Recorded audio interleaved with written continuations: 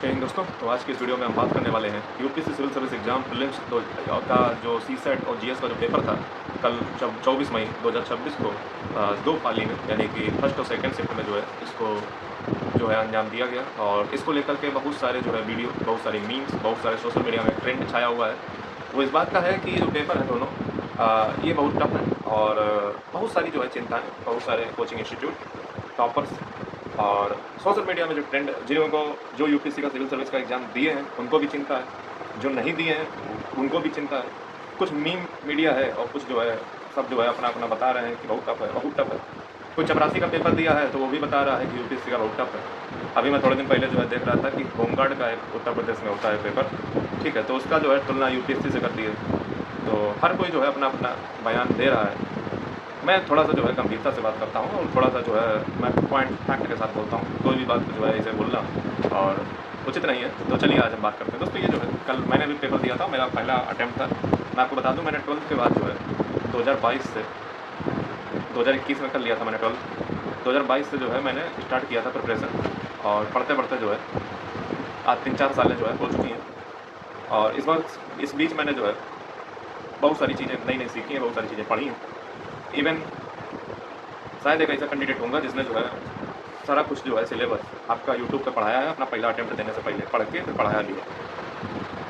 और अब हम बात करेंगे कि इसमें क्या है इन पेपर में।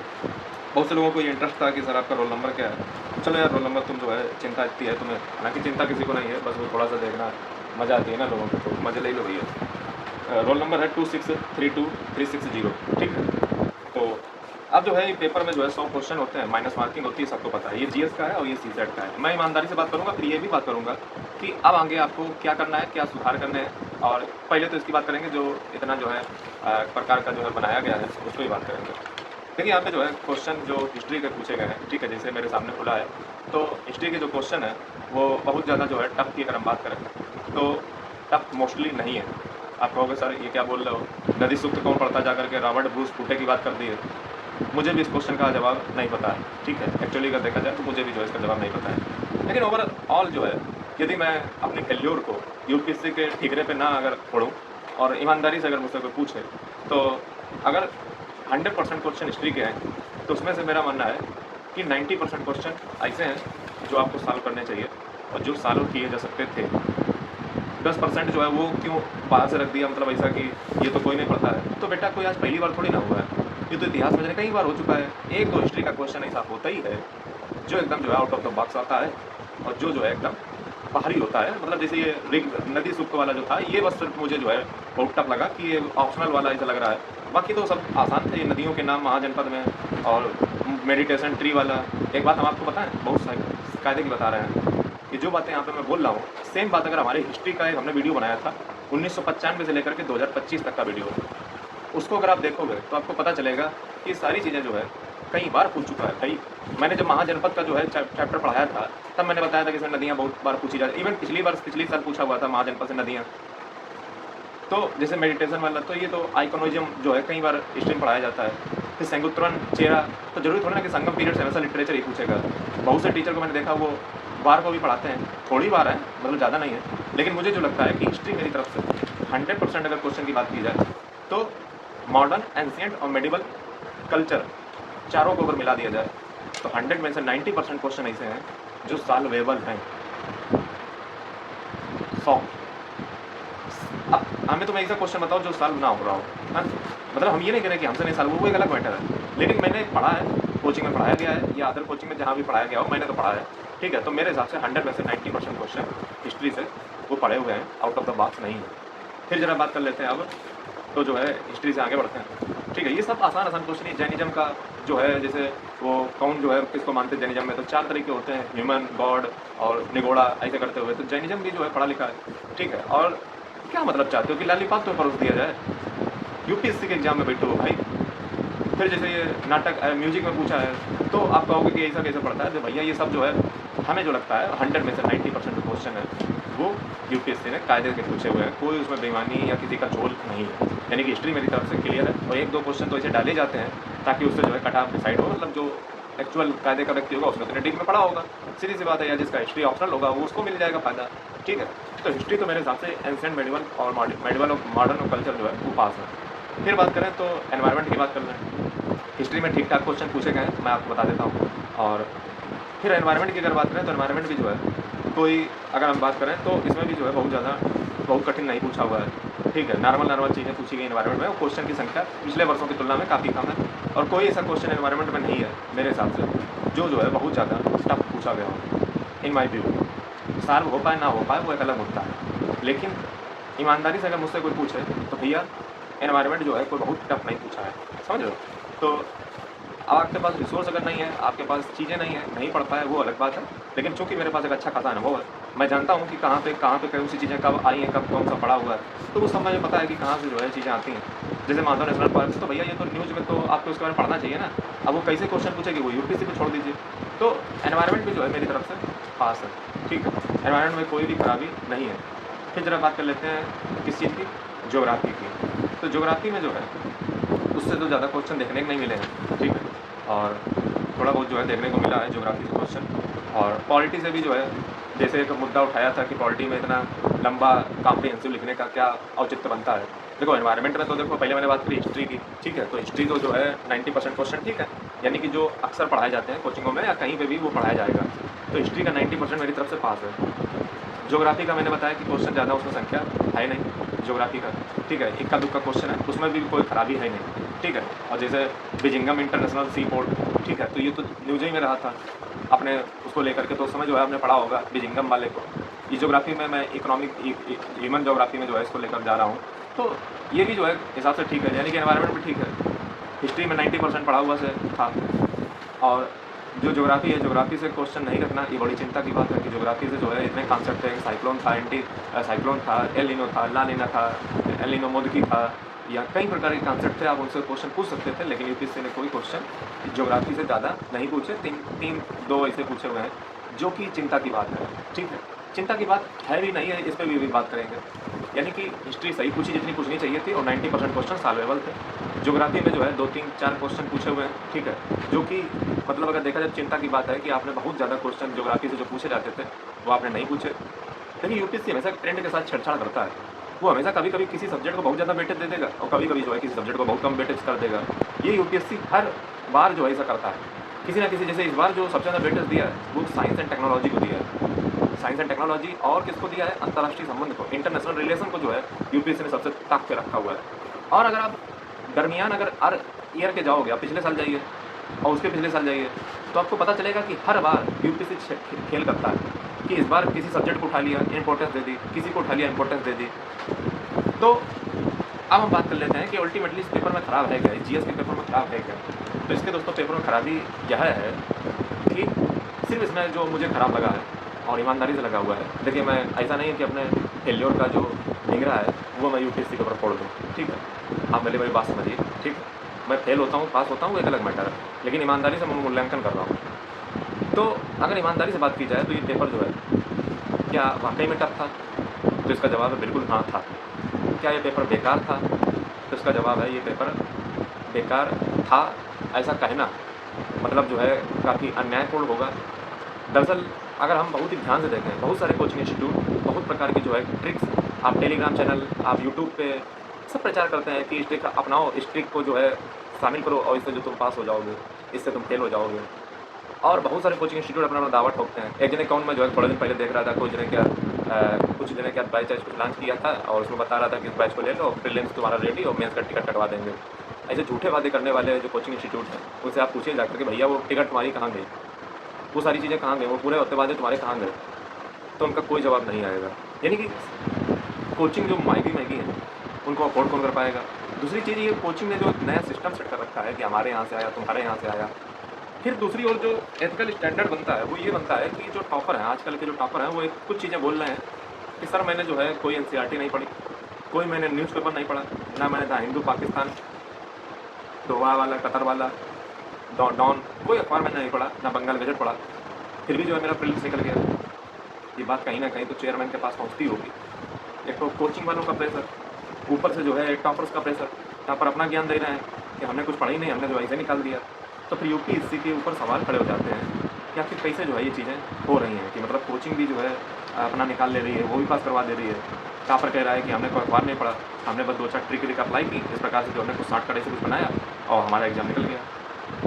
तो ये सवाल उठता है कि जो गरीब व्यक्ति है, जो समाज का दबा हुआ तबका है, वो कैसे जो है इसको क्वालिफाई करेगा। इस प्रकार से जो है मोनोपोली कुछ ब्यूरोक्रेट, कुछ जो है पावरफुल लोग जो है बड़ी बड़ी कोचिंग में जा करके उन चीज़ों को सीखते रहेंगे और इस प्रकार से जो है रट्टू तोता जो है इस प्रकार से जो है काम करते रहेंगे, तो यूपीएससी का कहीं ना कहीं क्रेडिबिलिटी जो है वो लूज होगा। और यूपीएससी को आर्टिकल 14 जो इक्वलिटी बिफोर द लॉ जो है and equal protection of law, उसको भी मेंटेन करना है कि इक्विटी बनी रहे, बराबरी बनी रहे, समता बनी रहे। तो इस चीज़ को प्रोटेक्ट करने के लिए मेरे हिसाब से यूपीएससी ने जो है 2 चीज़ें, पहली बात जो टॉपर गलत जानकारी फैला रहा है कि शॉर्टकट, कोचिंग भी अपना गलत जानकारी फैला रहे हैं, शॉर्टकट इस तरीके से टिक, इस तरीके से ये करो, कट करो, इस तरीके से एलिमिनेशन यूज़ करो, ये ट्रिक होती है, वो ट्रिक होती है, ये हमारे नोट से आया। ऐसे तो गलत हो जाएगा ना, ऐसे सिस्टम गलत हो जाएगा। तो यूपीएससी ने क्या किया, इस बार मेजर चेंज वो किया कि जो अक्सर कोचिंग इंस्टीट्यूट के मटेरियल में रहता क्या है, उनके मटेरियल में स्टैटिक जो है अक्सर रहती है। स्टैटिक कैसी रहती है, history, geography, polity, economy, science and tech, environment. अब होता क्या है कि जैसे हिस्ट्री है तो हिस्ट्री में जो है अगर आपने question out of the box पूछे ऑप्शनल लेवल के, जैसे एक क्वेश्चन इस बार आया है वो नदी सुक्ता वाला, तो एक से तो काम चल जाएगा। लेकिन अगर आपने ज़्यादा पूछ दिया तो फिर बवाल हो जाएगा कि हिस्ट्री इतनी टफ पूछी जाती है, ऑप्शनल लेवल का पूछ रहे हो। तो यूपीएससी ने एक क्वेश्चन हिस्ट्री का वो उठा लिया, ठीक है। दूसरी तरफ यूपीएससी ने ये सोचा कि ज्योग्राफी में लोग जो पढ़ते हैं जैसे साइक्लोन ये सब दुनिया की चीज़ें, ये सब पढ़े लिखे हैं, ये सब जो है जानते हैं क्या चीज़ें होती हैं। पॉलिटी भी जो सबके दिमाग पे जो है चढ़ रखी है, और पॉलिटी में जो कोचिंग इंस्टीट्यूट पढ़ाते हैं वो सब शुरू वाले आर्टिकल पढ़ाते हैं। उन्होंने क्या किया, आपकी बार आखिरी वाले आर्टिकल पूछ दिए, लास्ट वाले। वो समझ रहे थे कि कोचिंग क्या पढ़ाती हैं, कैसे पढ़ाती हैं, और उन्होंने उसका जस्ट अपोजिट किया। लेकिन उनके ऊपर शर्त ये रहती है कि हिस्ट्री, ज्योग्राफी, पॉलिटी और इकोनॉमी में आप एक सीमा के बाहर नहीं जा सकते हो। अगर आप गए तो दंगा हो जाएगा, उड़दंगा मच जाएगा। उनको एक जगह मिलती है ऐसी जो बहुत आज़ाद है, वो क्या है, IR है, इंटरनेशनल रिलेशन है, अंतर्राष्ट्रीय संबंध है, और दूसरा करंट अफेयर है। तो जब उनके पास जो है ये 2 हथियार हैं, करंट अफेयर, एक इंटरनेशनल रिलेशन, तो उन्होंने इन्हीं को हथियार बनाया कि अदर सब्जेक्ट पे अगर हमने अंदर डीपली पूछा जा करके तो बवाल मच जाएगा कि ऑप्शनल पूछ दिया, एक आध तक तो चलो चल जाएगा। तो उन्होंने इसको हथियार बनाया और उन्होंने क्या किया कि यूज़ किया है इंटरनेशनल रिलेशन और करंट अफेयर को एज ए वेपन, और उसको जो है तोड़ मरोड़ करके इतना बेहतरीन कंटेंट बनाया कि सबकी जो है वाट लग चुकी है। देखिए पेपर जो है, जो अंतर्राष्ट्रीय संबंध था वो कठिन नहीं था, लेकिन जो उन्होंने जिस प्रकार से जो उसमें फैक्चुअल डेटा पूछा हुआ है, ठीक है, फैक्चुअल जानकारी बहुत ज़्यादा पूछी हुई है, वो चीज़ें जो है बहुत ज़्यादा चिंता की बात बनती हैं कि फैक्चुअल जो ज़्यादा आपको नहीं पूछना चाहिए। आप किस चीज़ पे फोकस करना चाह रहे हो, मतलब इतने सारे इवेंट, इतनी सारी कन्वेंशन, इतनी सारी चीज़ें होती हैं, आपको फैक्चुअल उतना नहीं पूछना चाहिए। आपको कॉन्सेप्चुअल चीज़ पूछ सकते थे, करंट की पूछ सकते थे, तो कोई तकलीफ नहीं होती। लेकिन स्टूडेंट को तकलीफ तब होती है जब आप फैक्चुअल में बहुत ज़्यादा ध्यान दे देते हो। तो ये मेरा अल्टीमेटली मानना है, और मेरा मानना है कि पेपर वाकई में डिफिकल्ट था, लेकिन पेपर बेस्ट था, पेपर अच्छा बना था, और उन्होंने क्वालिटी का वैसे ध्यान रखते हुए अपनी गुड फायद में ऐसा करने का प्रयास किया, लेकिन वो प्रयास जो है बैकफायर कर गया। लेकिन यूपीएससी को भी समझना चाहिए कि उन्हें जो है पेपर टफ अगर बनाए तो इतना फैक्चुअल ना बना दें कि वो जो है एक रट्टू तोता उसमें जीत जाए। आप समझ की बात करते हो तो आप लॉजिकल चीज़ों को पूछिए, अंडरस्टैंडिंग वाली चीज़ों को पूछिए। तो ओवरऑल जो मेरा मानना है, अब चलिए जो है कुछ क्वेश्चन को यहाँ पे देखते हैं। अब हम दूसरा पेपर की बात कर लेते हैं, सीसेट की, ठीक है। सीसेट का देखो मैं रिव्यू बहुत ही कम शब्दों में देना चाहूँगा। सीसेट में 2 चीज़ें देखने को मिली। पहला, इंजीनियर के लिए ये डिज़ाइन किया गया था। यहाँ पे जो है एक प्रकार का भेदभाव मैं जो है पूरा देख रहा हूँ। मैथ के क्वेश्चन जो है उन्होंने बहुत ज़्यादा रखे, रीजनिंग और कॉम्प्रिहेंशन के जो क्वेश्चन है उनकी संख्या जो है उन्होंने थोड़ी सी घटाई है। ये जो है एक प्रकार से दिखाता है कि वो हिंदी मीडियम और जो हिंदी भाषी लोग हैं उनके प्रति कितना जो है क्रूरता का भाव यहाँ पे देखने को मिलता है। और जो इंग्लिश मीडियम के व्यक्ति हैं उनको इंग्लिश भी अच्छी आती है, वो अच्छे कॉलेज से पढ़ते हैं, उनके पास मैथमेटिक्स वगैरह का ज्ञान अच्छा भी होता है, तो उन्होंने अच्छा परफॉर्मेंस किया होगा। यानी कि जो यूपीएससी का सीसेट था, या कह लीजिए यूपीएससी का जो पूरा पेपर है, वो 2 लोगों को बहुत ज़्यादा फेवर करता है। पहला, जो इंजीनियर या मैकेनिकल बैकग्राउंड से आते हैं, टेक्निकल बैकग्राउंड। दूसरा, जिनका जो है अगर हम बात करें, एक तो इंजीनियर वगैरह होगा, दूसरे जो है वो लोग आते हैं जो इंग्लिश बोल लेते हैं। इसलिए जब आप सीसेट को देखोगे तो इसमें लैंग्वेज इतनी टफ यूज़ की है कि वो ऐसा लगता है कि सीसेट का पेपर कम है, वो एक इंग्लिश का पेपर ज़्यादा है, अंग्रेजी का पेपर हमें ज़्यादा देखने को लगा। हालांकि इस पर अलग अलग विचार हो सकते हैं। तो सीसेट या पूरे पेपर की बात करें, और जितने भी मार्केट में कोचिंग इंस्टीट्यूट हैं जो हिंदी मीडियम की वकालत करते हैं, हिंदी मीडियम की दुर्दशा को देख करके मुझे काफ़ी बुरा लगता है क्योंकि मैं भी एक हिंदी का ही व्यक्ति हूँ, लेकिन मैं इंग्लिश में सेट हूँ और बड़ा दुःख मुझे होता है हिंदी की जो परीक्षा देने वाले इस एग्ज़ाम की हैं, उनके लिए जो है बहुत ही नाइंसाफ़ी है इस एग्ज़ाम में। और ये गवर्नमेंट का भी प्रयास है और यूनियन कमीशन का भी प्रयास होना चाहिए कि इसको जो है दूर किया जाए। अब चलिए जो है कुछ मैं प्रश्न पत्र को जो है जीएस के पढ़ता हूँ और फिर बताता हूँ कि ये क्वेश्चन कहाँ से आया, कैसे आया। सबसे पहले बात कर लेते हैं, प्लीस्टोसीन पीरियड से पूछा गया था, सतलज, यमुना और डॉल्फिन वगैरह। ये देखो ये ऑप्शनल वाला क्वेश्चन है, आउट ऑफ द बॉक्स है, ठीक है। ये बहुत कम ही लोग होंगे जिनके साल होगा। जैसे मैं आपको बताऊँ तो ब्रूस फूटे, ठीक है, रॉबर्ट ब्रूस फूटे, ये जो है इन्होंने पल्लवराम इंडेक्स की शायद खोज की थी नीचे साउथ में तराइयम पल्ली की जगह पे। ये मैंने आपको कहाँ पे पढ़ाया पता है? ये मैंने आपको हमारा प्लीस्टो जो अर्ली जो हिस्ट्री में पढ़ाता हूँ ना शुरू में, उसके आप लेक्चर देखिए जाकर, वहाँ पे मैंने इसको पढ़ाया हुआ है रॉबर्ट ब्रूस फूटे के बारे में। लेकिन मैंने वहाँ पे नदी सूक्त की बात नहीं की है, ना मैंने वहाँ पे डॉल्फिन की बात की है। ये सब जो है कहाँ का है? ये सब जो है उसका है ऑप्शनल का, ठीक है। ये बहुत ही यूजीसी नेट वगैरह में जो है पूछा जाता है। यानी कि एक चीज़ आपको समझ आई है कि थोड़ा सा डीप में जाने के लिए आप क्या कर सकते हो कि थोड़ा सा उस टॉपिक के विरुद्ध, जैसे ये पहली बार एक सा ट्रेंड देखने को मिला है कि प्लीस्टोसीन से आपने क्वेश्चन कैसे पूछ लिए। मतलब ऐसा यूपीएससी कभी करती नहीं कि शुरू में पूछा जाकर, लेकिन इस बार जो है पूछा हुआ है। और एक जो ट्रेंड देखने को मिला है, ट्रेंड जो है मैंने आपको पिछली साल ही बता दिया था। आप हमारा लेक्चर देखिए जाकर के, यूपीएससी गाइडेंस नाम से होगा। मैं गाइडेंस ऐसा नहीं होता हर डेली मैं गाइडेंस ही देता हूँ और हर बार मैं तरकीब बदलता हूँ। मैं बहुत कम बोलता हूँ और बहुत कायदे का बोलता हूँ। मैंने पिछले साल एक वीडियो बनाया था जिसमें मैंने कहा था कि यूपीएससी अब क्वेश्चन को मिक्स करती है, मैथ्स और वो एक कॉन्सेप्ट को दूसरे में घुसेड़ करके पढ़ती है। जैसे ये प्लीस्टोसीन वाला, हो सकता है आपके पास पेपर होगा, आपने पढ़ा होगा। प्लीस्टोसीन वाला जो क्वेश्चन था, इसमें सिर्फ आपकी अर्ली जो मतलब प्लीस्टो जो सबसे पहले आप समझ लीजिए, एक होलोसीन होता है, प्लीस्टोसीन होता है, 10,000 जो साल होते हैं ना उसके आगे और पीछे की बात ऐसे होती है। प्लीस्टोसीन, ठीक है, जियोग्राफी का टर्म है। तो इसमें देखिए सिर्फ वहाँ की बात नहीं हो रही, यहाँ पे जो है बात की गई है किसकी, यहाँ पे बात इस चीज़ की भी की गई है, ऋग्वेद की। और जो है इसमें जो है पत्थरों के बारे में रॉबर्ट ब्रूस फूटे को मिला दिया। फिर इसमें इंडस और डॉल्फिन कॉन्सेप्चुअल चीज़ें डाल दी। मतलब बहुत ही टफिश टाइप का जो है ये क्वेश्चन है, ठीक है। तो इस क्वेश्चन की अगर हम बात करें, ये पहला क्वेश्चन था। दूसरा देखो, इम्पटी सीड, ये मेडिटेशन बुद्धा को जो है दिखाती है। आइकोनिज्म, जब आप आर्ट एंड कल्चर पढ़ते हो, आपके टीचर ने जरूर इसको पढ़ाया होगा। फिर देखो महाजनपद की रिवर, मैंने महाजनपद वाला जो चैप्टर था वो इम्पटी सीड वाला, ये भी मैंने पढ़ाया है। आर्ट एंड कल्चर हमारे लेक्चर देखो यूट्यूब पे पढ़ा होगा, मात्र 5-6 लेक्चर है मेरे, उसी में देख लो, उसी में पढ़ाया है। और जो रिवर है ये तो देखो पिछली साल ही पूछा था 2025 में, तो ये 2026 में आ गया, उसमें कोई गलत बात नहीं है। फिर इसमें पूछा था कि शिखर जो है, नहीं, अमरावती स्तूपा के बारे में। तो अमरावती स्तूपा तो हमेशा ही ट्रेंड में रहा है, कोई ऐसा तो ही नहीं, बताओ, ठीक है। तो उसके बारे में अच्छे से पढ़ना चाहिए। और अकाउंट डीपली जाता है, यही तो मेन मुद्दा है कि कितने डीपली। अब तुम कहोगे, जैसे अभी देखो मैंने जो है एग्जाम के प्रीलिम्स के एग्जाम के जस्ट पहले मैंने एक शॉर्ट बनाया था। मैंने बोला था कि आप गूगल करना सीखिए, सिर्फ कोचिंग ने जितना पढ़ा दिया उतना रट्टू तोता नहीं बन गए, टॉपिक से रिलेटेड आप गूगल भी करना सीखिए। फिर देखो ये संगम पीरियड में हमेशा लोग उम्मीद रखते हैं कि या तो टर्मिनोलॉजी पूछी जाएगी और या तो जो है लिटरेचर पूछा जाएगा, लेकिन इस बार जो है वार पूछ दी, यानी कि राजाओं के बारे में पूछ दिया। और ये मैं हमेशा दिमाग में सोच के चलता था कि कई बार कोई दिन तो ऐसा आएगा जिस दिन हो सकता है वो पूछ दे, तो उस दिन कर दिया। बाकी सुभाष चंद्र बोस, हार्वर्ड ब्लॉक, सभी पढ़ते हैं मॉडर्न हिस्ट्री में। अवध के बारे में, तालुकदार, सबको पता है। रेवेन्यू सिस्टम के बारे में, मंटेंग्यू चेम्सफोर्ड रिफॉर्म, बहुत आसान क्वेश्चन था। और जैसे पंडित मल्लिकर मंसूर, ये जो है कर्नाटक के बारे में, तो ये म्यूजिक से सिंगर के बारे में जो है, तो सीधी सी बात को आसान तो पूछेंगे नहीं, तो इसमें जो है वो जो उन्होंने पढ़ा होगा अच्छे से तुमको पता होगा इसमें जो। फिर ये क्षेत्र जो पत्नी वाला कॉन्सेप्ट है, मिस्ट्रेस ऑफ द फील्ड, ये भैया जो है ये कठिन क्वेश्चन है, ये मैं आसान क्वेश्चन नहीं मानता हूँ। और फिर ऐसा कौन सा राग है जो नॉर्थ और साउथ मतलब जो है उसमें सिमिलर देखने को मिलता है, ये भी जो है म्यूजिक के 2 क्वेश्चन हो गए, ये बेहतरीन थे। और फिर जो है एल्टन यंग कमीशन, आपको पता है कि ये किस रिलेटेड बनी थी, ये बनी थी आरबीआई से रिलेटेड, तो इससे रिलेटेड एक क्वेश्चन पूछा हुआ है, ठीक है। तो इकोनॉमिक पॉलिसी जो मॉडर्न हिस्ट्री की पढ़ते हैं उसमें पढ़ाई जाती है। फिर ये देखो कापना, निक्सा, कामसा, ये सब मैंने एंसेंट और मेडिवल हिस्ट्री में पढ़ाया हुआ है कि ये सब जो है क्या थे, सिक्के थे, ठीक है। और इंडस वैली सिविलाइजेशन जब आप पढ़ते हो तो वहाँ पे बताया जाता है सब चीज़ें। तो अभी तक जो बात की जाए तो 13 क्वेश्चन हो चुके हैं और आपको समझ आ रहा होगा कि अभी 2 ही क्वेश्चन 3 क्वेश्चन ऐसे निकले हैं जो बहुत टफ है। और ये हर बार होता है भैया, टफ का मतलब ये नहीं कि जिंदगी साल नहीं होंगे, कोई ना कोई इसको साल करके आएगा। बाहर तुम्हें कैसे करना है, ये आपको आउट करने के लिए एग्जाम बनाया गया है। जो दूसरे को मिला वही तुमको भी मिलेगा, कोई ऐसा थोड़ी ना भगवान को मिलेगा। और जो रिस्क लेकर के तुक्का भी लगाएगा तो वो बाहर भी तो होगा। तो ये समझो ना कि कैपेबिलिटी यहाँ पे आपकी टेस्ट हो रही है, आप कितना लॉजिकली चीज़ों को समझ पाते हो, समझ रहे हो। तो दूसरे पे उंगली मत उछालिए, और ना ही मैं उछाल रहा हूँ, आइदर आई फेल और पास, मुझे नहीं पता। फिर नगरा स्टाइल शिखर के बारे में कोई उसमें बुरी बात नहीं है। जैनिज्म के बारे में पूछ दिया कि कौन इसमें शामिल नहीं है, आसान क्वेश्चन।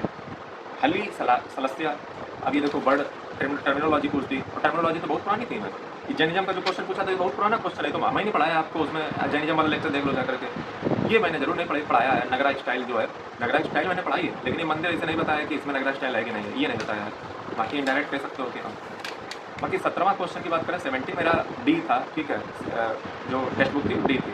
फिर देखो ये टेक्नोलॉजी से रिलेटेड पूछ दिया है कि कब जो है कहाँ पे यूज हुआ, ठीक है, कौन सी प्लेट में डिजिट्स अंक। तो ये जो है विजन आईएएस के टेस्ट सीरीज में क्वेश्चन तो थे ही। फिर हड़प्पा के बारे में पूछ दिया है, तो कोई कठिन क्वेश्चन नहीं है। 18 क्वेश्चन हो चुके हैं, कितने भी कठिन निकले हैं, मात्र 3-4 क्वेश्चन कठिन निकले हैं 18 में से। फिर ए का मूवमेंट, बारदोली सत्याग्रह, क्या भैया इसमें कठिन पूछ दिया, हमें बताओ। 19 क्वेश्चन हो गए। फिर ऋग्वेद के बारे में पूछा हुआ है, तो ऋग्वेद के बारे में पूछ दिया, ये भी बहुत आसान क्वेश्चन है कि कहाँ पे इनका क्षेत्र था, कहाँ पे नहीं था। 20 क्वेश्चन हो गए। 21वां क्वेश्चन पूछा है, तुम गुरु ना वाल्केनो। तो ये देखो क्वेश्चन टफ है, ठीक है, क्योंकि ये वर्ल्ड स्ट्रीम मतलब वर्ल्ड में जो है आता है, लेकिन ये तो बड़ी बात होगी ना, यूनेस्को ने डिक्लेयर भी किया है, जियो पार्क भी है, तो ये पता होना चाहिए। और ये मैंने किसी भी कोचिंग का जो है मटेरियल में ये क्वेश्चन नहीं देखा, ठीक है, और मुझे नहीं देखने मिला। तो ये क्वेश्चन ऐसा नहीं है कि बहुत कठिन पूछ दिया है, नहीं कठिन नहीं है। ये देखो करंट अफेयर क्वेश्चन बिल्कुल डिक्टो कापी है। अब तुम्हें बोलो कंट्री का नाम भी बस बताओ, बस आंसर सही हो जाएगा। तो 21 क्वेश्चन हो चुका, मुझे ये टफ नहीं लगता है। ये वो जनरल अवेयरनेस का क्वेश्चन है। अभी कोचिंग की गलती है कि उन्होंने नहीं इसको शामिल किया कभी अपने मटेरियल में।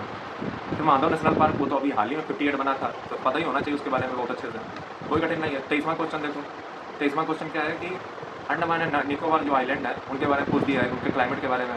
कोई कठिन क्वेश्चन है ही नहीं, कोई कठिन क्वेश्चन नहीं है।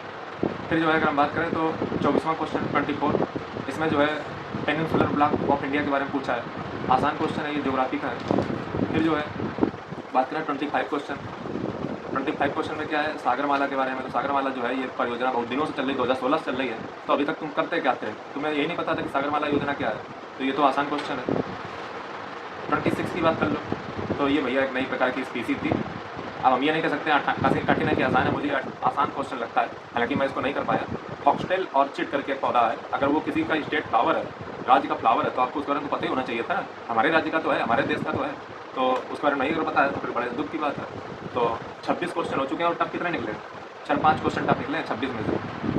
आप पहले समझो, जो हुआ पूरा हुड़दंग काट के रखे हैं लोग। फिर तई अहोम मैदोम, ये क्यों जो है पूछा, ये भैया इसीलिए पूछा है, तई अदोम महोम मैदोम जो है, ये यूनेस्को ने जो है टेंटेटिव लिस्ट में इसको साइड डाला है मैदोम को, और ये मैंने पढ़ा था और मैंने जो है इसको देख कर गया था यूनेस्को वर्ल्ड हेरिटेज साइट, तो ये ठीक था, मैदोम वाला बरियल वाला है इससे रिलेटेड। बाकी फिर देखो जो है 28 क्वेश्चन जो है पूछा है कि हाउ जो है, यानी कि फूड एंड एग्रीकल्चर ऑर्गेनाइजेशन, जिसने अभी मोदी जी को जो है अवार्ड दिया है हाल ही में, उसकी थीम क्या थी। ये क्वेश्चन थोड़ा घटिया क्वालिटी में मानता हूँ, क्योंकि भैया ऐसी जगह कितनी थीम निर्धारित की जाती है, किसके किसका पता रखेंगे हमें, ये बता दो जरा। हालांकि अच्छा भी मान सकते हो कि अभी 2025 का मामला था, तो थीम एटलीस्ट पता होनी चाहिए। तो हालांकि ये मैं कठिन मानता हूँ, क्योंकि जो है थीम जो है बड़ा विचित्र काम होता है। तो 28 क्वेश्चन हो चुके हैं।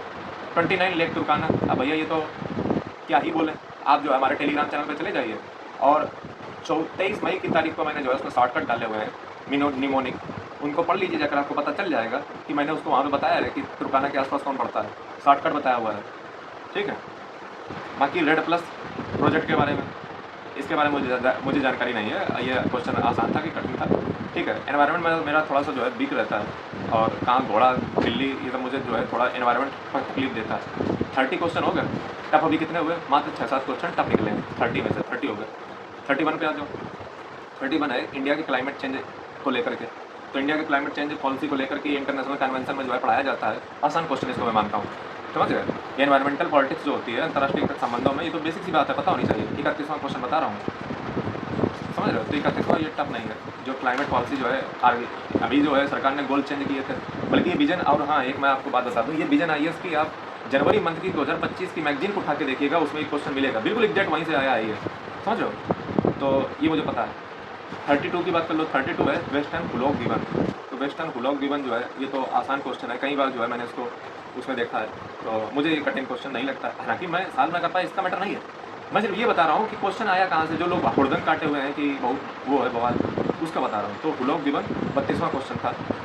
33वां क्वेश्चन की बात करें तो मैनग्रोव इकोसिस्टम के बारे में पूछा था 33 में 33। तो ये भी भैया मुझे कोई कठिन क्वेश्चन नहीं लगता है। 34 की बात कर लो, बिजिंगम इंटरनेशनल सीपोर्ट, ये तो भैया करंट अफेयर में था बहुत ज़्यादा, केरल में मोदी जी गए थे, समझ गए। तो 34 क्वेश्चन हो गए, और कठिन कितने हैं, 6 या 7 अभी क्वेश्चन कठिन निकले हैं 34 में से। ये बड़ी बात है, पहले बात समझो। फिर इंडिया की रिवर के बारे में पूछ लिया 35 में, कोई कठिन नहीं पूछा, कुछ भी बुराई नहीं पूछी। इसे रिवर वाले में इसमें क्या सही था, हमें तो जो है वो लगता है इंडस, समझेगा, क्योंकि उसकी कोई ट्रिब्यूटरी नहीं होती है, वो शायद जो है बारालाचा से निकलती है क्या, या कहीं कहाँ से निकलती है, तो इंडस मुझे इसका सही लगता था। हालांकि कठिन क्वेश्चन नहीं है, ये आसान क्वेश्चन है। 35 में से 35 क्वेश्चन हो गए। 36वां question 36 question is also very easy. Vision IAS का अगर जो है जो गोविंद राज सर हैं, उनके मैंने लेक्चर के नोट्स में मैंने देखा था, उन्होंने बताया था कि यूपी की बाउंड्री जो है वो 8 राज्य और 1 केंद्र शासित प्रदेश से लगती है। तो ये मुझे याद था उनकी क्लास से। बाकी जो है आसान क्वेश्चन है 36। मतलब मैं ये बता रहा हूँ कि क्वेश्चन भैया कोई ये कई बार जो है मतलब बेसिक बात है, मैं उत्तर प्रदेश में रहता हूँ इसलिए ये भी कारण हो सकता है। बाकी ये क्वेश्चन मतलब मुझे नहीं लगता है बहुत टफ। 37 की बात करें तो 37 में अमूर फाल्कन एट डोयांग के बारे में पूछा हुआ है, ठीक है, अमूर फाल्कन डोयांग नागालैंड के बारे में। तो ये भैया कोई प्रजाति होगी, ठीक है, उसके बारे में पूछ लिया है। मुझे ये क्वेश्चन टफ नहीं लगता है, फिर मैं कहूँगा ये क्वेश्चन टफ नहीं भैया, ये स्पीसी पढ़नी चाहिए, मैंने नाम सुना कई बार है, तो पता होना चाहिए। 37 38 की बात कर लो, रैंड फेड एरिया डेवलपमेंट, ये स्कीम है, कोई वो बड़ा क्वेश्चन कठिन नहीं है ये, 38 होगा। 39 की बात कर लो, एरी सिल्क के बारे में, ये तो करंट अफेयर का क्वेश्चन है, एरी सिल्क। 40 क्वेश्चन के बारे में बात कर लो, स्टेट ऑफ हार्मोज के बारे में, पूरा चार्टिंग हो गया तो सही हो ही जाएगा। यानी कि कितने 40 क्वेश्चन हो चुके हैं, कठिन कितने निकले, 5 क्वेश्चन लगभग कठिन निकले हैं मात्र, और हो सकता है किसी को वो भी आते हैं। 41 क्वेश्चन की बात कर लो, इंटरपोल की जो नोटिस होती हैं उसका क्या मतलब होता है, बहुत सारी कोचिंग ने कई बार बताया है अपने नोट्स में। 42वां क्वेश्चन निरंतर के बारे में पूछा है, निरंतर, तो निरंतर भैया जो है ये कुछ प्लेटफॉर्म है, ठीक है। अब ये मुझे नहीं पता है कि आसान, हालांकि लगता है ये, लेकिन पता नहीं, जिसने पढ़ा होगा निरंतर, मैंने तो नहीं पढ़ा अपने 3-4 सालों में, तो पता नहीं है। 42वां क्वेश्चन था। 43 क्वेश्चन की बात कर लेते हैं। 43 क्वेश्चन पूछा हुआ है, फेडरल रिपब्लिक ऑफ जर्मनी का जो दौरा था इंडिया में, ठीक है, जो उनके चांसलर आए थे जनवरी 2026 में, उसके बारे में पूछा हुआ है। तो ये भैया जो है मुझे कोई कठिन क्वेश्चन नहीं लगता है। अगर कोई आपके भारत में आ रहा है, कोई डेवलप डील हो रही है, तो उसका पता होना चाहिए। जब तुम टापर की बात मारोगे कि हमने भैया का अखबार नहीं पढ़ा, तो फिर जो है फिर यही पता चलेगा। 44 पे आ जाओ, ध्रुव 64, ये तो हमारे नोट्स में लिखा हुआ है, ध्रुव 64 गीगाहर्ट्ज़ का जो है बनाया गया चिप था। 45वें की बात कर लो, Indian bureau of Indian standard. अब आपका होगा कि सर जो है ये बहुत टफ पूछ दिया है। ब्यूरो ऑफ इंडियन स्टैंडर्ड जो अभी हाल ही में PYQ का क्वेश्चन ये है, जब पूछा था एक मार्क वाला कि कौन जारी करता है, ब्यूरो ऑफ इंडियन स्टैंडर्ड पूछा था, वहीं से क्वेश्चन लिंक होता है। DIS भैया पूछ चुका है पिछले क्वेश्चनों में एग्जाम में। 45 होगा। 46 पे आ जाओ, 46 जो क्वेश्चन था नोबेल प्राइज़ वाला, और उसमें एक नाम पूछा हुआ है कि कहाँ प्रोफेसर कहाँ पे पढ़ाया, यूनिवर्सिटी वगैरह, ये पूछा हुआ है। और आप कहोगे सर ये क्वेश्चन कहाँ से आ गया, मतलब जो है हम क्या पता करें कि नोबेल प्राइज़ वाला कहाँ रहता कहाँ नहीं रहता है। तो भैया क्वेश्चन अगर बात की जाए तो एग्जिस्टिंग ट्रेंड के हिसाब से क्वेश्चन गलत आ गया है कि नोबेल प्राइज़ पे तो कभी पूछे नहीं थे। लेकिन आप याद कीजिए, मैंने आपको हिस्ट्री के जब पिछले 30 सालों के जब PYQ डिकोड किए थे, तो आपको याद होना चाहिए 2008 तरफ ऐसे ही क्वेश्चन UPSC ने पूछा था सेम, कि उस समय पूछा था कि जो शांति का नोबेल पुरस्कार मिला है जिस व्यक्ति को 2008 तरफ, वो कहाँ की रहने वाली है। ये क्वेश्चन इसीलिए मैं कहता हूँ कि हमारी जो PYQ थी पिछले 30 सालों की, वो बहुत इंपॉर्टेंट है। पूरा लिंक उसी से बैठ रहा है, वहाँ से पूछा है, यानी कि इतिहास में पूछा जा चुका है ये क्वेश्चन, आज ये दोबारा पूछा गया है। अब मुझे पहले से शक था कि UPSC को इस बार जो है ज़्यादा अवार्ड मिले नहीं किसी को कहीं पे, हो सकता है नोबेल ना कहीं पूछ दे और चौंक जाए सब, एकदम शॉक हो जाए और नोबेल पूछ दिया। अगर आप हमारी मोबाइल की सर्च लिस्ट देखोगे ना, मैं एग्जैक्ट उसके एक दिन पहले सर्च कर रहा था कि किसको नोबेल मिला किसको नहीं मिला, लेकिन गलती मेरे से ये हो गई कि मैंने उनका एड्रेस नहीं पता किया। मैंने सोचा कि ट्रेंड चूँकि 12 साल मतलब बहुत सालों पहले पूछा हुआ है, आप कैसे पूछेगा, लेकिन ये गलती हो गई, ठीक है। तो फिर 47 क्वेश्चन पूछा हुआ है ग्रैंड स्लैम टेनिस के बारे में। अब आप कहोगे सर ये बड़ा अजीब क्वेश्चन है, टेनिस के बारे में कौन पूछता है, भैया फिर तुम गलती कर रहे हो। UPSC 2007-8 तरफ यही क्वेश्चन पूछती थी, US ओपन टेनिस, ये सब जो है क्वेश्चन 2007-8 तरफ पूछे हैं। इवन आप हमारा एक ही लेक्चर से मैंने बनाया था 30 सालों के, हर एक टॉपिक को लेकर के, नहीं देखा होगा ना, अभी सब्सक्राइब कर लो, अभी मौका है। मैं बहुत फायदे की बोलता हूँ, मेरे पास कोई बोलतापन नहीं है, सब फायदे की बातें करता हूँ। ये क्वेश्चन भैया 2007-8 तरफ प्रीलिम्स में पूछा गया है, ऐसे नहीं बात कर रहा हूँ, आप सर्च कर लेना। ऐसे क्वेश्चन मतलब इस टाइप के क्वेश्चन पूछे गए, US ओपन टेनिस वगैरह। अब 48 पे आ जाओ। 48 में जो है सेमीकंडक्टर प्लांट के बारे में पूछ लिया है। भैया सेमीकंडक्टर प्लांट तो मैंने देखा है, कहीं टीचर ने पढ़ाया है, कहीं कोचिंग के नोट्स में था कि कहाँ पे लगा है कहाँ पे नहीं लगा है। तो सेमीकंडक्टर चूँकि इतना काम ही उसी को हो रहा है, आपने अगर न्यूज़ में नहीं देखा होगा तो कितना काम सेमीकंडक्टर पे, भैया ये कॉमन सेंस बेस्ड क्वेश्चन है, सेमीकंडक्टर आना बनता था। 49 है भारत फोरकास्ट सिस्टम। ये भी मैं इसको कोई out of the box question नहीं मानता हूँ, बेसिक सी बात है। भारत सरकार ने 2026 में जो है मिशन मौसम लॉन्च किया था, तब से जो है भारत पॉडकास्ट ये सब दुनिया की चीज़ें सब उसमें है, तो इसके बारे में बेसिक बात पता होनी चाहिए। 50वें क्वेश्चन पे आ जाते हैं। बूम फिल्म को लेकर के पूछा है, बूम फिल्म को लेकर के। अब आप कहोगे सर ये क्वेश्चन नया है। भैया ऐसे क्वेश्चन प्रीलिम्स में अगर आप देखोगे जाकर के, हमारे उस वीडियो को देख लेना, पिछले 30 सालों के, जिसमें मैंने एक ही वीडियो में साढ़े 30 सालों के डिस्कस किए हैं, पहले से क्वेश्चन पूछे जाते थे फिल्म के बारे में। लेकिन हाँ, ये मान सकता हूँ कि थोड़ा सा टफ क्वेश्चन है, और हालांकि करंट का क्वेश्चन है, सीधा सी बात है, इसे समझ लो। तो 50 में से अब हम बात करें तो कितने भैया क्वेश्चन कठिन निकले, बताओ जरा। मैं मान के चलता हूँ 8 क्वेश्चन मैक्सिमम जो है टफ निकले हैं। 42 क्वेश्चन आर इजी या मॉडरेट। 8 क्वेश्चन ही सिर्फ टफ है। काहे का भौकाल कटा हुआ है, हमें समझ में नहीं आ रहा है किस चीज़ का। चलो आगे बढ़ जाते हैं, 50 बचे वो भी कवर कर लेते हैं। ब्लॉकचेन टेक्नोलॉजी, इसमें आपको बहुत मैं इंटरेस्टिंग बात बताना चाहूँगा। ब्लॉकचेन टेक्नोलॉजी, आज मेरी उम्र जो है वो 22 ईयर है, कितनी है, 22 साल है। मैं आपको बता दूं, मैंने ब्लॉकचेन टेक्नोलॉजी 16 साल की उम्र में, 15 साल की उम्र में मैंने 2021 में पढ़ी थी। ब्लॉकचेन पर मैंने पूरा कोर्स 2021 में पढ़ाया हुआ है, और 2021 का पढ़ाया गया। सोचिए 16 साल का बच्चा 2021 में ब्लॉकचेन का पूरा कोर्स पढ़ा रहा है। यूट्यूब पे प्रीमियम क्वालिटी लेक्चर पढ़े हुए हैं, उसको देख लो। सिर्फ उन्हीं 31 लेक्चर को देखना है, आज आपके क्वेश्चन 5 सही हो जाते हैं इससे यूपीएससी के। ये मैं बता रहा हूँ कि क्यों आपको इस चैनल में विजिट करना चाहिए। मेरी ज़िंदगी में 2 ही काम है, मेरी ज़िंदगी की है, पढ़ना। मैं पूरा आपको समझा सकता हूँ, खेल पूरा है क्या ब्लॉकचेन टेक्नोलॉजी। कुछ लोग कह रहे हैं कि हमने पढ़ाया। अरे बेटा, हमने 2021 में पढ़ाया है, पूरा कोर्स मैंने पढ़ाया है। मैं सोचिए भविष्य में कितने आगे सोचता था। 2016 साल की उम्र में ब्लॉकचेन की बात करता था, क्रिप्टो करेंसी, मेटावर्स। जो 2023 में क्वेश्चन पूछा था ना मेटावर्स, तो मैं 2021 में पढ़ा चुका था। 2021 में मैंने जो है, अगर आपने हमारे ब्लॉकचेन के लेक्चर देखे होते 2021 की, मैं जब मैं टेक्नोलॉजी पढ़ाता था, अगर आपने देखे होते तो आज आपके यूपीएससी के 5 से 6 क्वेश्चन सही हो जाते हैं साइंस एंड टेक के 2026 के। That is the my vision. मैंने ज़िंदगी में सिर्फ यही काम किया है, पढ़ना और पढ़ाना। डोंट जज any book by its cover. इसके चंद सब्सक्राइबर से जज ना करो। आप हमारे चैनल को बहुत ध्यान से बारीकी से देखोगे ना, मैंने 750 से अधिक लेक्चर ले रखे हैं इतनी छोटी सी उम्र में, और सबसे बड़े लेक्चर का भी रिकॉर्ड है। इंटरनेशनल रिलेशन का 8 घंटे का लेक्चर मेरा नॉन स्टॉप है, कोई ने नहीं लिया है आज तक। फंडामेंटल राइट पे 4.5 घंटे का मेरा लेक्चर है, कोई ने नहीं लिया आज तक। इस चैनल पे आपको मैंने ऐसा कौन सी चीज़ है जो पढ़ाई नहीं है यूट्यूब पे। तो ब्लॉकचेन भैया समझ गया, आसान क्वेश्चन था। ई कॉमर्स के बारे में पूछ लिया था भैया, एफिलिएट रेवेन्यू मॉडल, ये सब यूट्यूबर को पता है क्या होता है, कोई कठिन क्वेश्चन नहीं था। 52, 53 देख लो। 53 क्या था, फाई इंडेक्स के बारे में पूछा था, फाइनेंशियल इंक्लूजन इंडेक्स। अब देखो ये कॉमन सेंस बेस्ड क्वेश्चन था, ठीक है, कि फाइनेंशियल इंक्लूजन कैसे शामिल होगा, जो मेन थीम होगी क्या होंगी। तो ये खुद से अगर थोड़ा सा रीजनिंग करते तो पता चल जाता कि क्या चीज़ें भैया इंक्लूजन में शामिल होती हैं। 53, 54 क्वेश्चन जो है ONDC नेटवर्क के बारे में था। ये भैया पिछले हमारे हिसाब से कहीं पर पूछा गया क्वेश्चन है यूपीएससी के द्वारा ही। ONDC नेटवर्क भैया ये अक्सर चर्चा में रहता है कि इससे प्राइवेट लोगों को जो है, जो लोग हैं लोकल, उनको जो उसमें जोड़ा जाएगा, ताकि जो बड़े जॉइंट बिग प्लेटफॉर्म है उनको टक्कर दिया जाए। ये तो 23 तरफ में जो है न्यूज़ में रहा करता था ONDC, कई बार ONDC जो है हमने देखा इसको। तो 54 हो गए। 55 की बात करें, 55 की अगर हम बात करें, ओ माई गॉड, कितनी बड़ी बात है, कितनी बड़ी बात दोस्तों है। ये तो मुझे अभी पता चला। सेंट्रल बैंक डिजिटल करेंसी, आप हमारा प्रीलिम्स के 2 दिन पहले का वीडियो उठा के देखिए, मैंने उसमें जो है सेंट्रल बैंक डिजिटल करेंसी की ही बात की है, CBDC की ही बात उसमें मैंने की है। और अगर आप हमारे और अच्छे से जानना चाहते हो तो मैं आपको गर्व के साथ बता सकता हूँ कि मैंने 2022 में जो है इसके बारे में बात की है, मैंने 2023 में जो है इसमें बड़ा लेक्चर लिया है। मतलब आप चलो वो सब मार दो, हटाओ, गोली मारो। 24 मई को प्रीलिम्स था, आप उसके 2 दिन पहले का मेरा शॉर्ट उठा के देखिए, मैंने इकोनॉमी पे बात की है, मैंने CBDC पे बात की है। इस वीडियो को रोको, तुरंत जाओ शॉर्ट वीडियो पे, आप देखो जाकर के। मैंने 2 क्वेश्चन प्रीलिम्स के 2 दिन पहले जो है मैंने 2 शॉर्ट बनाए हैं, एक यूरोपीय यूनियन को लेकर के, एक CBDC को लेकर के, और दोनों क्वेश्चन डिट्टो आए हुए हैं।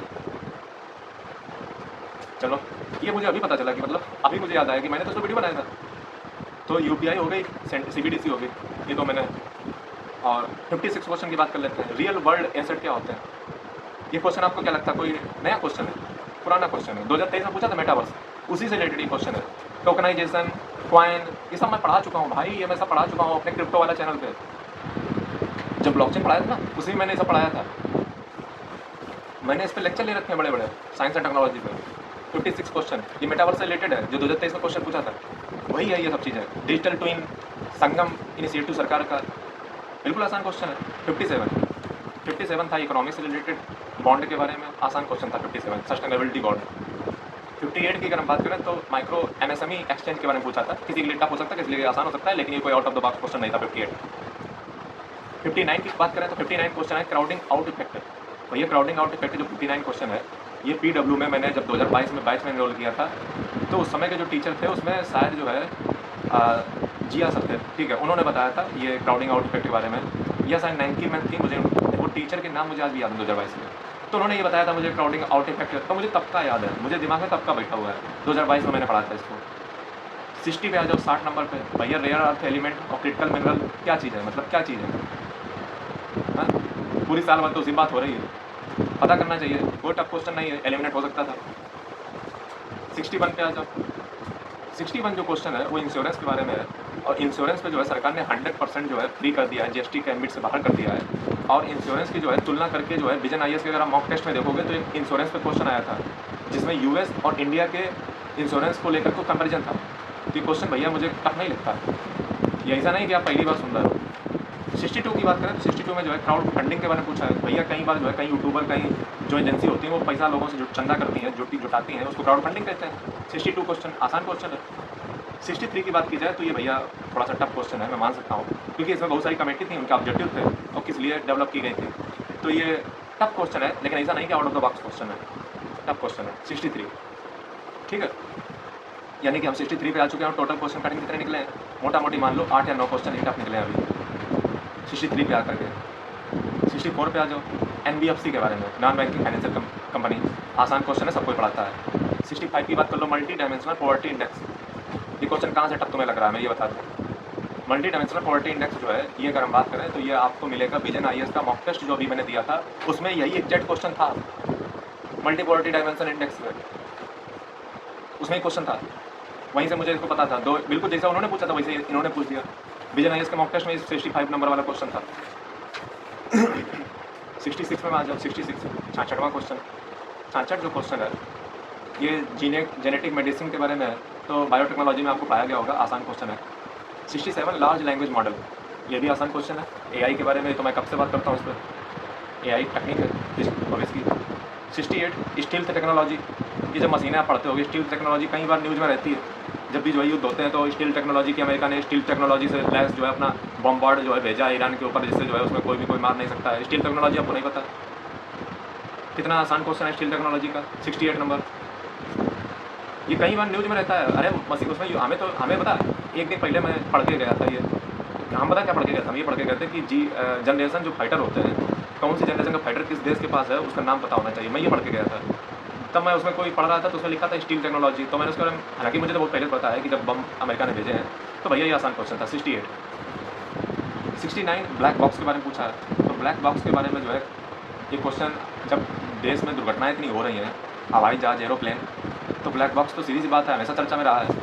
अब लोग कह रहे हैं कि इसमें टाइटेनियम के बारे में काहे पूछ दिया वगैरह। अब देखो यार, कुछ तो गोल ऐसा करना पड़ेगा ना। तुम्हें हमने टॉपिक बता दी ब्लैक बॉक्स, अब उसके बारे में पता करो। अब तुम कह रहे हो कि ना तुम्हारे मन का जो कोचिंग है भरोसा से वो तो नहीं आए, मैं नहीं मानता हूँ, बेकार है नहीं तो। अब आ जाओ 70 नंबर पर, ग्रीन हाइड्रोजन को लेकर के। ग्रीन हाइड्रोजन, तो ग्रीन हाइड्रोजन मिशन जो है वो अक्सर चर्चा में रहा है। ये तो ग्रीन हाइड्रोजन मिशन, मैं आपको बताऊँ, मैंने 2023 की जनवरी में वीडियो बनाया था ग्रीन हाइड्रोजन मिशन पे, तब इसकी शुरुआत हुई थी। इसका स्टार्ट में नाम होता है साइट, ग्रीन हाइड्रोजन मिशन।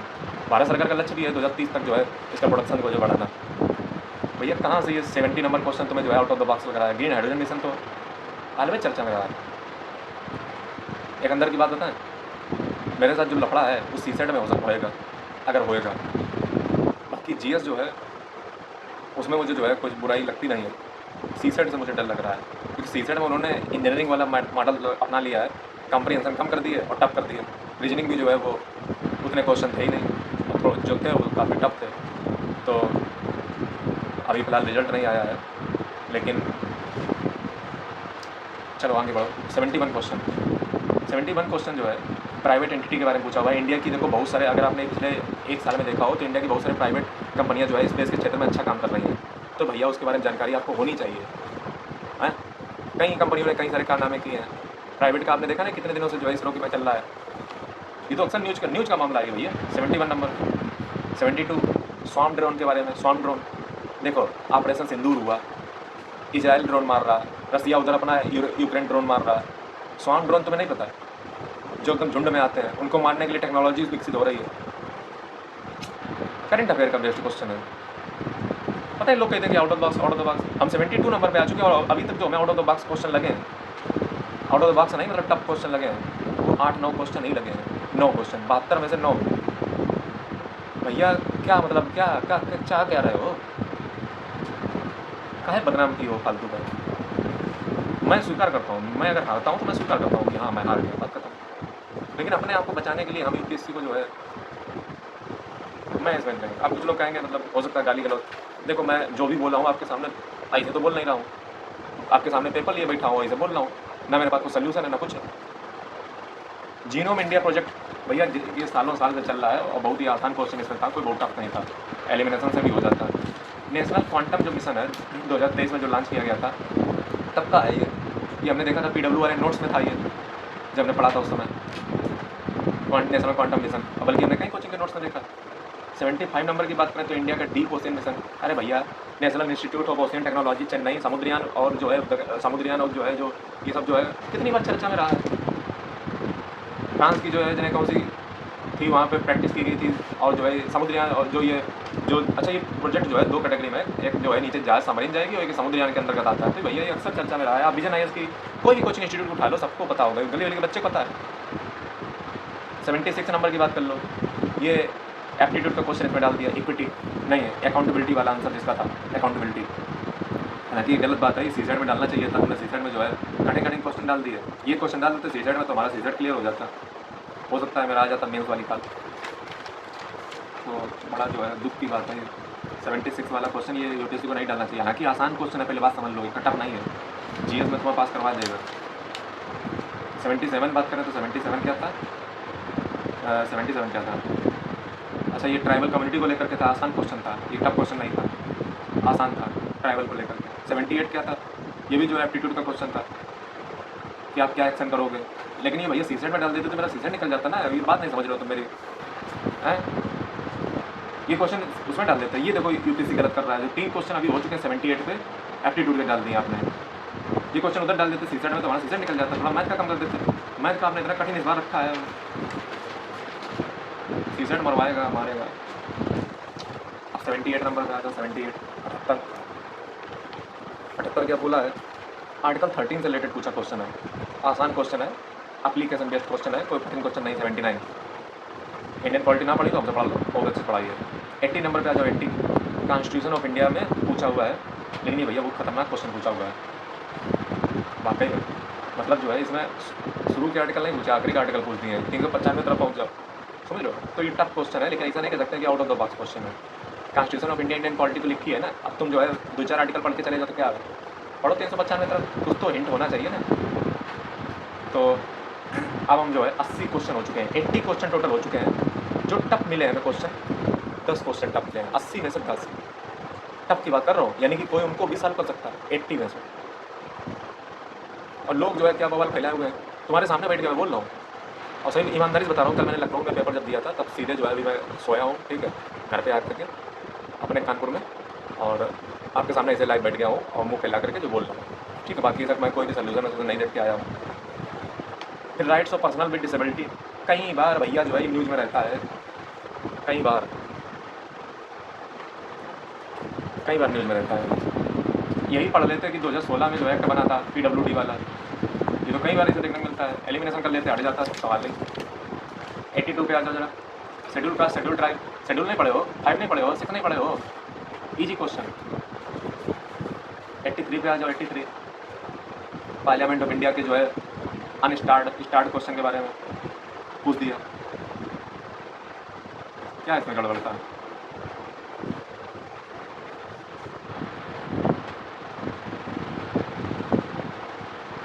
कोई गड़बड़ नहीं।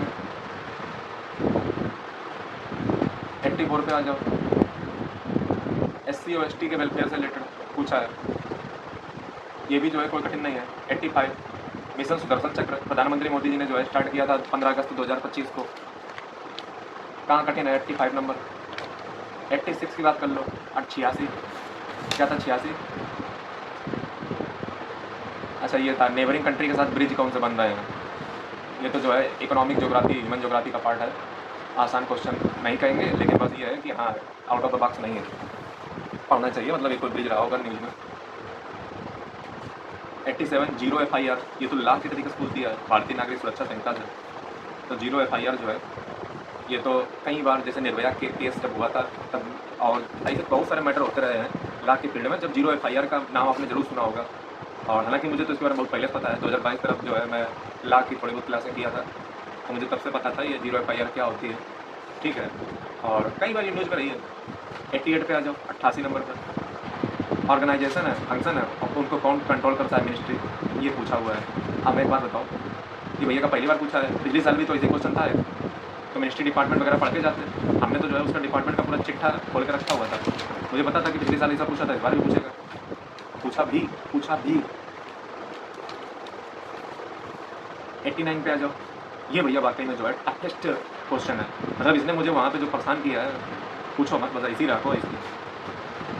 क्या पूछा था कि कन्वेंशन इंडिया ने कौन सी रेटिफाई नहीं की है, मतलब एक तो स्वीकार करना एक अलग बात है, रेटिफाई मतलब मुझे इसने जो है कम से कम 5-6 मिनट मैंने इसमें बेस्ट किया है। 89 नंबर, क्योंकि वो एक अंतर की चुल मची रही थी ना कि तुम्हें बेटा नहीं पता। फिर 90 नंबर पे आ जाओ, AI समिट। मैं आपको एक बात बताऊँ, उसी एग्ज़ाम की रात में जो है मेरे दिमाग में चल रहा था कि AI पे बेटा जो है UPSC क्वेश्चन पूछ रही है, लेकिन पूछेगी क्या, क्योंकि इस बार कुछ खतरनाक काम तो हुआ नहीं है। तो हमारे दिमाग में आया कि मोदी जी ने जो 7 फार्मूला दिए थे, हो सकता है उसका फुल फॉर्म पूछ दे, मैचिंग करवा दे। फिर हमने दिमाग में सोचा कि 2026 में कहाँ हो रही है, हमने पता किया न्यू दिल्ली में हो रही है। फिर हमने पता किया उसकी थीम क्या है, और उसमें लिखा था सर्वजन सुखाए और सर्वजन हिताए। इतना मैंने पढ़ा, आगे मैंने पढ़ा ही नहीं, और वही क्वेश्चन मुझे दूसरे दिन एग्जाम में देखने को मिल गया। आप हमारी गूगल की सर्च हिस्ट्री में जाओगे तो मैंने उस दिन के पहले ही मैंने उसको सर्च किया है, AI समिट को, तो यही क्वेश्चन आ भी गया। 90 नंबर। 91 पे आ जाओ, आसियान मेंबर कंट्री के साथ जो है कौन से, मतलब सीधी सी बात है, कालाधन मल्टी मॉडल जो है कई बार चर्चा में रहता है, लेकिन ये आसियान के साथ है कि नहीं है ये भी देखना पड़ेगा ना। हालांकि जो है ये मुझे लगता है कि मैं गलत कराया हूँ कुछ, ठीक है। अब वहाँ भी एग्जाम में क्या होता है कि वो अलग प्रेशर रहता है, तो हमें लगता है कि IMT ट्राइलेटरल हाईवे होगा, और मैं शायद जो है कालादान को भी घुसे आया हूँ, क्योंकि म्यांमार भी तो उसी का है मेंबर, लेकिन कोई कह रहा है कि IMT होगा, अब जो भी हो, लेकिन ये आसान क्वेश्चन था।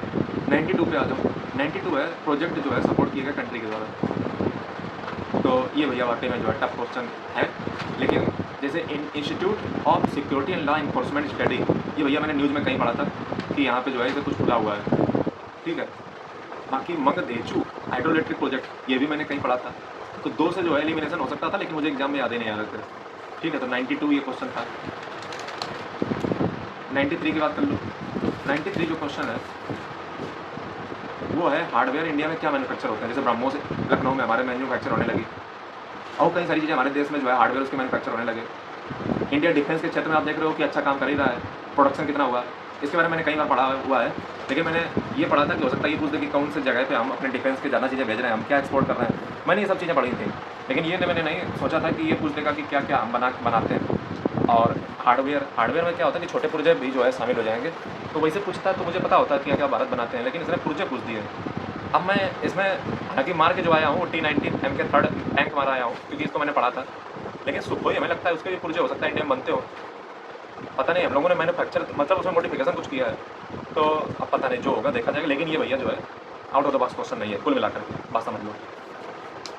94 नंबर पे आ जाओ, कोलंबो प्रोसेस अक्सर चर्चा में रहता है, अबू धाबी डायलॉग चर्चा में रहता है। हाँ, ये तीसरा जो ऑप्शन था उससे एलिमिनेशन भी हो सकता है, तो इसको मैं जो है कोई कठिन क्वेश्चन मानता हूँ, बट ये आउट ऑफ द बॉक्स नहीं। 95 नंबर पे आ जाओ, UN की ऑर्गेनाइजेशन एजेंसी जिन्होंने नोबेल प्राइज़ 2 बार रिसीव किया हो। कल दोस्तों मैं पढ़ रहा था इस एजेंसी के बारे में, विजन IS की एनुअल एक वो PT वाली, उसमें जो है ऐसे था कि इसको 2 बार मिला हुआ है, शायद कौन था, पीस वाली कौन सी एजेंसी होती है जो शांति अंति कराती है, हाँ, इंटरनेशनल एटॉमिक एनर्जी से करके शायद कुछ था, उसको उसमें लिखा था कि इसको इतनी बार मिला हुआ है, लेकिन वो तो इसमें 3 ही ऑप्शन में, तो फिर जो है बड़ा मुश्किल काम किसको मिला हुआ किसको नहीं, तो ये भैया जो है अलग मामला है, ठीक है। और पता नहीं भैया ये जो है, लेकिन ऐसा नहीं क्वेश्चन टफ नहीं था, ठीक है। पीस प्राइज़ जो है, नोबेल प्राइज़ जो है किसको, मतलब हाँ टफ था मान लो, लेकिन आउट ऑफ द बॉक्स इसको नहीं कहेंगे, ये कॉमन सेंस बेस्ड मतलब है। ये क्वेश्चन जो है वाकई में थोड़ा सा टफ था। 96 नंबर जो था UN पीस कीपिंग ऑपरेशन और कब हुए, हालाँकि ये तो मैंने कभी सोचा नहीं था कि ऐसे पूछेगा। मैं तो सोचा था कि जो है गठन-रटन कुछ पूछेगा, लेकिन ये पूछ दिया। टफ है। 97 बिम्स्टेक की लोकेशन कहाँ-कहाँ पे है? तो भैया ये क्वेश्चन मैंने आपको बताऊँ, ये मैंने कई कोचिंग के मटेरियल में देखा है। उनकी जो करंट अफेयर आता है, उनके जो नोट्स आते हैं, उनमें मैंने इस क्वेश्चन को देखा हुआ है। तो इसको मैं टफ नहीं कहूँगा, क्योंकि उनके मटेरियल में है। तो सीधी सी बात, मैंने खुद इसके बारे में पता है, लेकिन एग्जाम में मुझे याद नहीं आया, तो मैंने उसको जो है तुक्का लगाया है कुछ भी। 98 नंबर जो था वो बहुत ही टफ क्वेश्चन था। क्या इंडियन आर्मी की कॉर्प्स के हेडक्वार्टर कहाँ है? अब आप कहोगे सर ये क्या नया क्वेश्चन है? नहीं, नया नहीं है, ये नया क्वेश्चन नहीं है बेटा। ये 2024 में क्वेश्चन पूछा था। ये नया, दरअसल यूपीएससी एक टॉपिक ऐसा पकड़ लेती है जो हर साल वो फालतू पनौती पूछती है। जैसे 2024 में क्या पूछा था? सीडीएस के बारे में। उससे पहले सीडीएस के बारे में पूछा था। फिर इंडियन आर्मी की 3 जो सेनाएं होती हैं उनके पदों के बारे में पूछा था।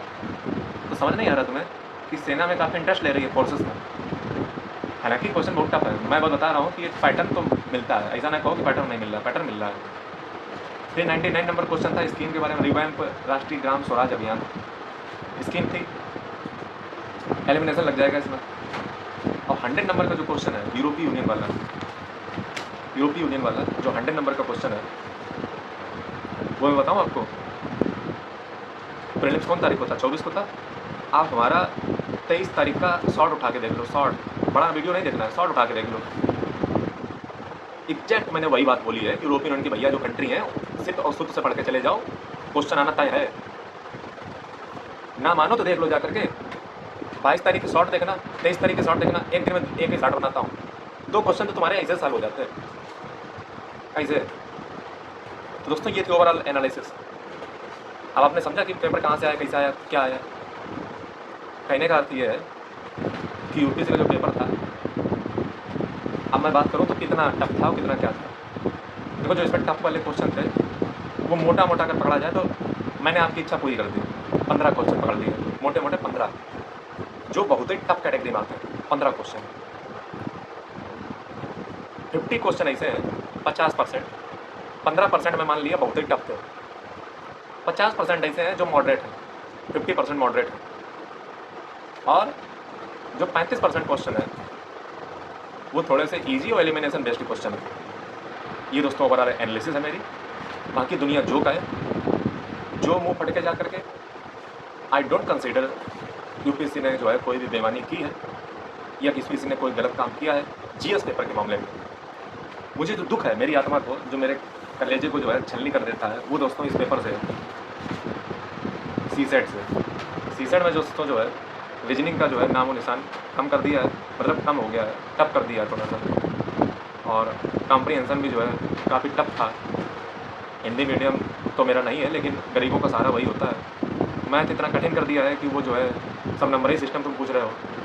मेरी शिकायत जो है वो ईमानदारी से अगर देखा जाए तो सीसेट से है बहुत ज़्यादा। बाकी जीएस से मेरी कोई प्रॉब्लम नहीं है, जीएस बहुत अच्छा था।